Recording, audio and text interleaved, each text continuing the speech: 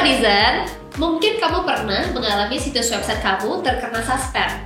Atau bahkan saat ini mungkin situs website kamu sedang kena suspend. Nah, ada beberapa alasan nih kenapa website kamu bisa terkena suspend. Tapi tenang, di video ini aku akan nunjukin penyebab dan cara mengatasi website yang terkena suspend. Yuk, simak videonya di sini.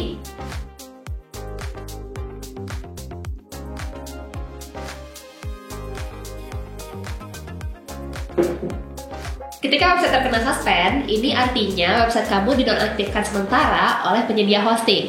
Ketika website kamu terkena suspend, kondisi umumnya kamu juga tidak bisa masuk ke WP admin. Nah, alasan penyedia website menonaktifkan website kamu antara lain sebagai berikut. Pertama, terdeteksi malware pada website kamu. Malware ini merupakan perangkat lunak berbahaya yang dapat merusak web hingga mengancam keamanan pengunjung website. Kedua, telah terjadi pelanggaran syarat penggunaan. Setiap penyedia hosting punya syarat yang harus ditaati oleh pemilik website. Tapi, jika ada syarat dan aturan yang dilanggar, penyedia hosting berhak menonaktifkan website. Contohnya, website yang menjual obat terlarang, hingga dijadikan website untuk judi online. Alasan ketiga, penggunaan sumber daya berlebihan. Pada umumnya, website yang dihosting ke server mempunyai batasan sumber daya server dan CPU. Tapi, jika traffic website sangat tinggi dan membebani sumber daya server, maka akan menimbulkan kelebihan batasan yang sudah ditetapkan oleh penyedia hosting. Selain itu, ketika ada traffic yang tiba-tiba banyak, bisa jadi terjadi serangan brute force. Alasan keempat, tagihan yang belum dibayar. Alasan sederhana ini sering terjadi loh Claudizen. Hal ini bisa jadi karena pemilik website lupa membayar tagihan atau lupa membaca pemberitahuan yang dikirim oleh penyedia hosting.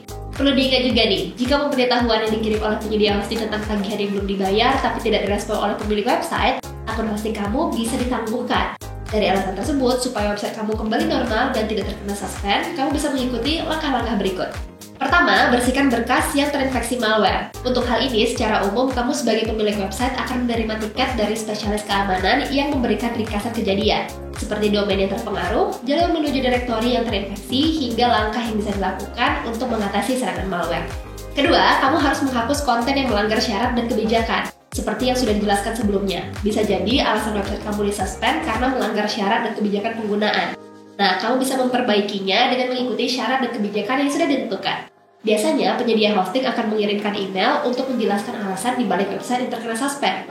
Dan ketiga, kamu harus membayar tagihan yang tertunda. Karena jika penyebab website kamu terkena suspend karena tagihan yang belum dibayar, satu-satunya cara adalah membayar tagihan tersebut. Tapi tenang Claudizen, penyedia hosting akan mengirimkan kamu email yang berisi alasan website kamu terkena suspend dan memberikan saran solusi untuk setiap situasi.